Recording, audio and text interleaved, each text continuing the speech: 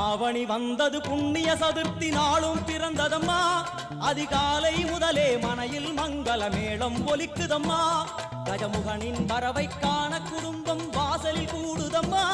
மா கோலம் இட்டொரு மனை மேல் வந்தான் ஆரத்தியாகுதம்மா கணபதி ராஜா